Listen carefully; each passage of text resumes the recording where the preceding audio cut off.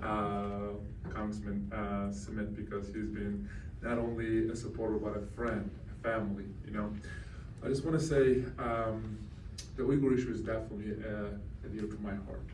I remember the last 10 years I actually focused on the problems that are happening in Turkey, and in one basketball camp, and actually I was doing in New York, one of the parents called me in front of everybody and said, how can you call yourself a human rights activist when your brothers and Muslim brothers and sisters are getting tortured every day in concentration camp in China? I turned around, I was like, I promise I'm gonna get back to you. And I started to do a study a little bit, but what I had read, I just couldn't believe it. And I called my manager. I was like, I need you to find me a concentration camp survivor. And he found me one. It was a lady. And when she told me, we had this 1 hour conversation. And every word that comes out of her mouth, and she was crying.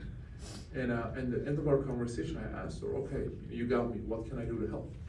She said, I don't need your help. I was like, so we just had this 1 hour conversation for no reason? She said, no. She said, I live in America. I live a pretty good life here. Help those millions of Uyghurs who are in concentration camp suffering. So I wanted to do it in a very unique way. I actually put all the struggles on my shoes and went out there and started to speak up about it. And I remember I was getting so much backlash from the NBA. But then I was like, I thought that the NBA, all they care about was social justice, Then I realized that I was like, wow, the things that I talk about is affecting their business, and now they're telling me to shut up and stop talking about it. I remember after I started spoke about the Uyghur issue, my agent called me. He said, listen, man, I work for you, I don't work for an NBA, so I gotta be honest with you. If you say another word, you're not gonna play basketball in this together again. You're 29 years old, you can't play another 6 to 7 years. That means you're going to lose between $40 to $50 million if you say another word.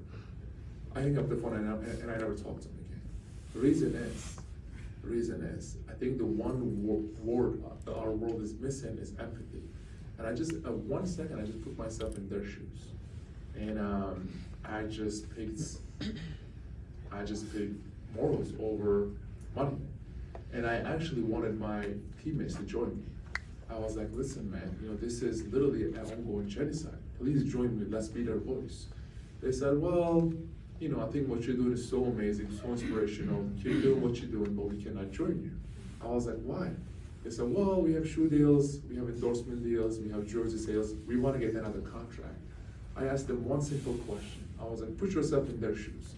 If your mother, if your sister, if your daughter was in those concentration camps, getting tortured every day, would you still pick money over your morals?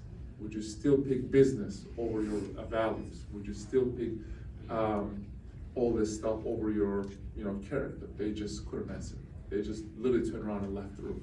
But the thing is, the world needs to know, the world is now, that is an ongoing genocide, and we have to do whatever we can to be their voice, because they need us now more than ever.